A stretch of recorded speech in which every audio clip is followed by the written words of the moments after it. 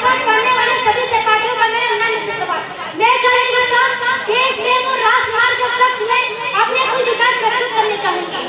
आज मैं समझे भारत का प्रतिनिधित्व करते हुए यहाँ पे उपस्थित हूँ। कश्मीर जिसकी सूरत है, कन्याकुमारी जिसके चरण, कश्मीर जिसकी सूरत है, कन्याकुमारी जिसके चरण, शाहजहां या ताजमहल जिस पर स्थित है, ऐसी इस पवित्र भूमि पर उपस्थित आप सभी को मेरा नमन। मैं भारतवर्ष का हर सम्मान करती हूँ। मैं भारतवर्ष का हर सम्मान करती हूँ। यहाँ की चांदनी मिट्टी का ही गुणगान करती हूँ। मुझे चिंता नहीं है, मुझे चिंता नहीं है स्वर्ग जाके और मोक्ष पाने की, क्योंकि तिरंगा हो कफन मेरा कल से ही अरमान रखती हूँ, कल से ही अरमान रखती हूँ। मुझे आज खुलकर बोला है और आप लोगों को समझ के चलना है। मान्यवर, आजादी से पहले देशभक्ति के मायने कुछ और हुआ करते थे और आजादी के बाद कुछ और हुआ करते।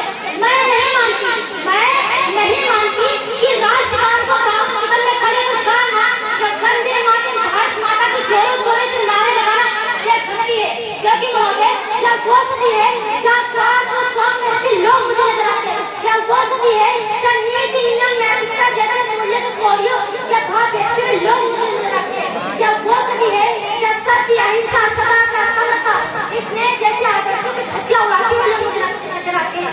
जिस घर में दो सगे भाई शांति चैन के साथ बड़ी मुश्किल के साथ दिखाई देती है, और जिस देश का युवा व्हाट्सएप और फेसबुक के सोशल नेटवर्किंग के साइट्स का चैटिंग के मार जाल में फंसा हुआ नजर आता है।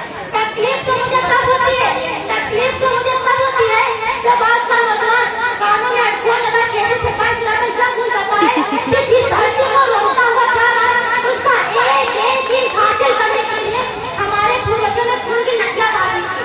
तकलीफ तो मुझे तब होती है जब आज के नौजवान जिसके कंधों पर साथ सवार वो भावनाओं को बांधे रखने की आशा थी, वही वो आज पब्लिक के में डूबा सलाम में फंसा हुआ नजर आता है।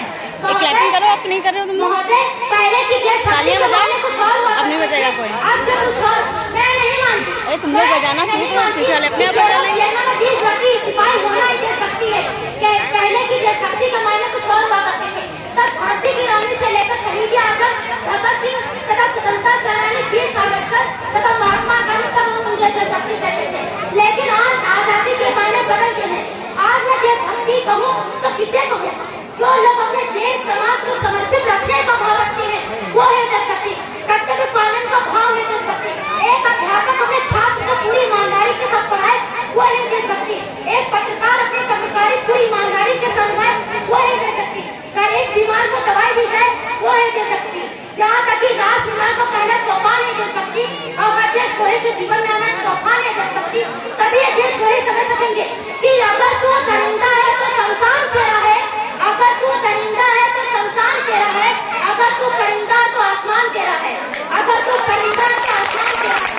तुझे भाईचारे से रहना तो रहे इस जमीन पर, तुझे भाईचारे से रहना तो रहे इस जमीन पर, वरना कभी भी तेरी कब्रिस्तान भी तेरा है, वरना कभी भी तेरी कब्रिस्तान भी तेरा है।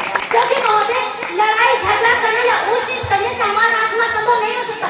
अरे क्या ऊंच, क्या नीच, क्या गरीबी, क्या अमीरी, क्या पवित्रता, क्या पिता के यही मान सकती है सकती? जी नहीं। जातिवाद, मादिवाद, नस्लवाद, खासकर भ्रष्टाचार हमारे ऐसे रोड़ा करा करे। ये रिश्वतखोर चाहते हैं कि रिश्वतखोरी चलती रहे, या बलात्कारी चाहते हैं कि औरतों की इज्जत लूटती रहे, या शराबी चाहते हैं कि हमारा भारत डूबता रहे। ऐसे लोगों की तुच्छ मानसिकता के कारण ही आज मेरा अखंड भारत खंड खंड होता है दिखाई दे रहा है।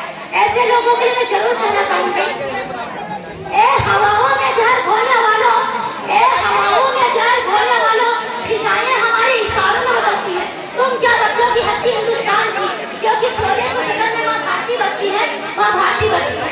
महोदय, अगर किसी के सामने खड़ा रहना है तो किसी चुनौतियों का सामना करना पड़ेगा। अकेले हम कूद रहे अगर मिल जाए तो सागर, अकेले हम धागा है अगर मिल जाए तो चादर, अकेले हम धुआं है अगर मिल जाती रावत, और युवाओं अकेले हम पत्थर है अगर मिल जाए तो रावत। यह है मिलने की ताकत, यह है मिलने की शक्ति। तभी जाके देश का बच्चा इस देश का हर युवा कह पाएगा।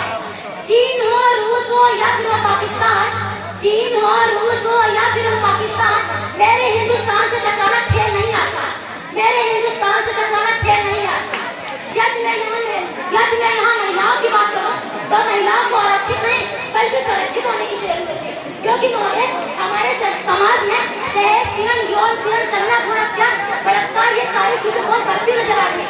जब तक इस देश से सारी चीजें नहीं हटेंगी, जब हमारे देश से सारी चीजें हटेंगी, तभी इस देश का युवा हर एक नागरिक महिला का सम्मान करना सीखेगा।